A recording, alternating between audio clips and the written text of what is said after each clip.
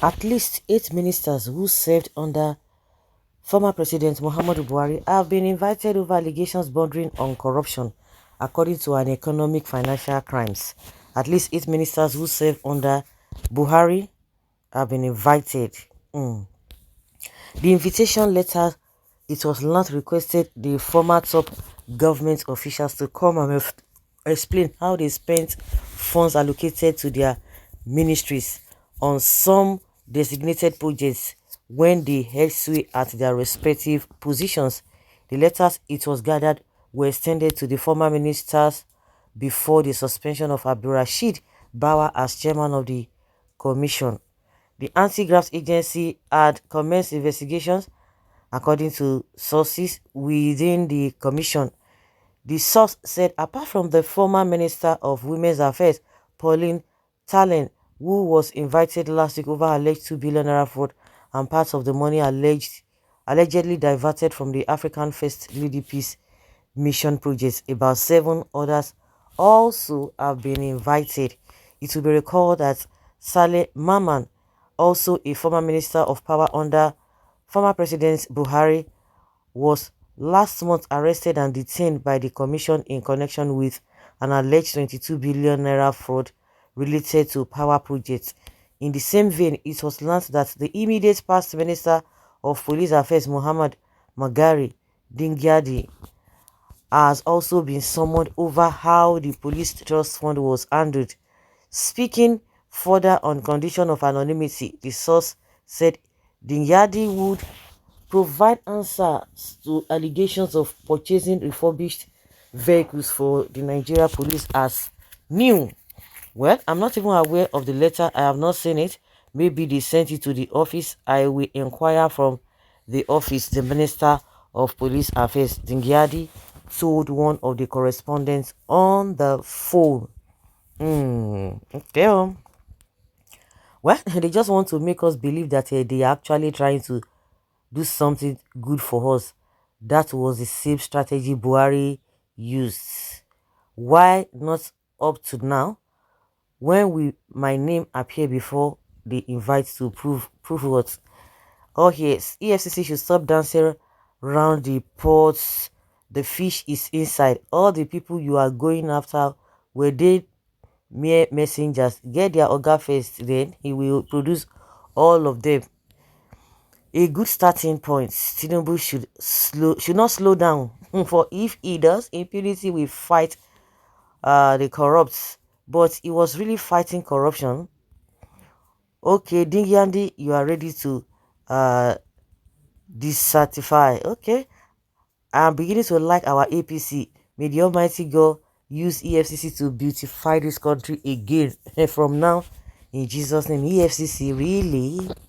People are working, these guys are working under somebody now. You think they are just doing it on their own? Waste of time. What can you do to them? Claim their assets, jail them. They have what to say, because a tree cannot make a forest. Once you miss them, when they are still working, your efforts are in vain. Let's continue suffering. Who die, they bury him, since the masses refuse to learn but only to support the evil one. Okay, good job. I hope those who stacked money outside the country will be invited as well. Buhari should be invited. In fact, he should have been the first person. This EFCC invitations to ministers, government officials, politicians, and so on is always during the new has been sworn in. After investigation, money recovered from the looters, what has it ever been used for? Is the money not shared among the same EFCC? The Buhari government did the same thing when they were sworn into office, and recovered was never accounted for. Till today, nothing was accounted for. When will our leaders be focused rather than with jaunty? That's the true talk. Is Malami among the people? Please, EFCC, don't skip Minister of Disaster, Sadia Farouk. Do you believe that wind don't blow, fire yansh don't open? Oh my God. The approach of EFCC is fighting crime is reactionary. Why is it that ministers are invited for corruption charges only when they have left office and the deed is already been done? The deed has been done already. Why not during their term in office to prevent blind looting? Some of this happening during Buhari's regime. Buhari cannot even investigate them because he also is corrupt, and EFCC was there by then. Now, if you don't forget, this new regime, the EFCC chairman has been suspended. That is why real work are going underground. Meanwhile, the result is coming out, and parts of those results were some of those ministers mentioned. He who says Tinubu is not working will be questioned by God. This is how Buhari did. After recovering the money, now you will not see the money. Next regime will come and prove other ones. My dear, forget about these people. We either accept it or not. There is poverty elsewhere, everywhere. And these people do not even believe that Nigeria will change. Otherwise, why loot as if 2 billion naira will solve an eternity problem? No jobs. They themselves can't even boast of having as small as a 4 feet by 6 feet container office. So everyone is running into government. Why they don't work? They don't. But money must enter their hands.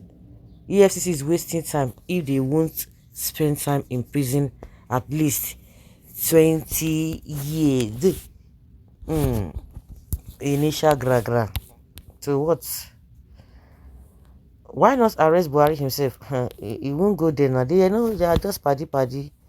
Don't winch out enemies, especially those run against during the APC presidential primary. Investigation must be thorough, pragmatic, and prosecutionary rather than persecutionary. It's not going to work, man.